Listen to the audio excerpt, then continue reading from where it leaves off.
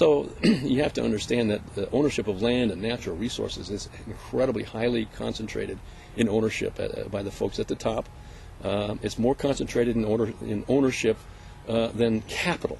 And capital is the tools, the factories of production. Land is not capital. And this is where the distinction, if you don't make this distinction, you cannot, I say, and because that was clearly the case for me. As soon as I understood that distinction, everything became clear. What really going on underneath the issue is the land issue, and then that might be aggravated by the whole capital system, but to lump land in with capital is to confuse some very important issues. Woohoo! And the economics of land is completely different. It's not completely different than the economics of real capital. They share a couple of things in common, but two things are really important. The value of land and the value of capital come into existence in completely different ways, and land and capital react differently to taxation, completely oppositely from each other. So for people who claim to be advocates for the poor, for the environment, for the health of our communities, who don't understand this, okay, I understand that if you never heard about it, fine. Of course, you're never getting taught this in your schools, but if you've heard of it and could refuse to make these distinctions between land and capital, man-made stuff, and refuse to acknowledge that the economics of it are really different, you're missing. I'm not sure whose side you're on, is where I am with that.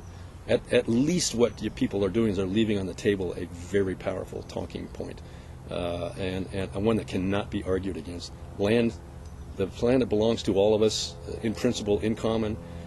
In fact, land value is created by all of us equally, and therefore belongs to all of us, should be collected for common purposes, and individuals should be left to make how they make money is from their labor and their investment in real capital.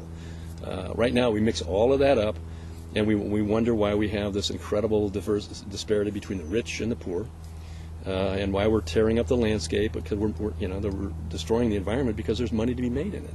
So simple, too simple. Just take the profit out of owning Mother Earth, and share the value of Mother Earth with everybody. And when you do that, all of a sudden, all the sprawl stops, urban blight repairs itself, and that's in conjunction with changing the taxes. No more taxes on wages, and no more taxes on capital improvements.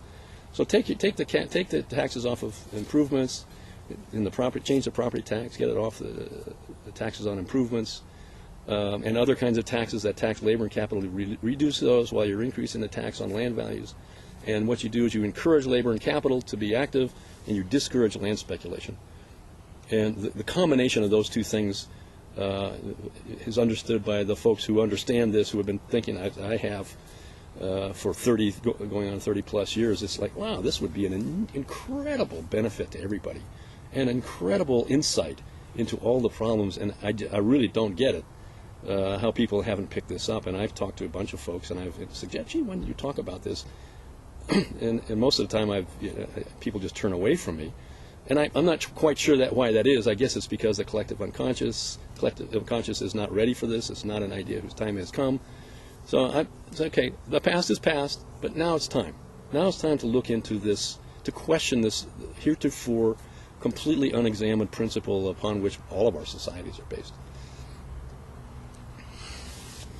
Whee! Wow. Okay, did you get any of that? Can you say that again?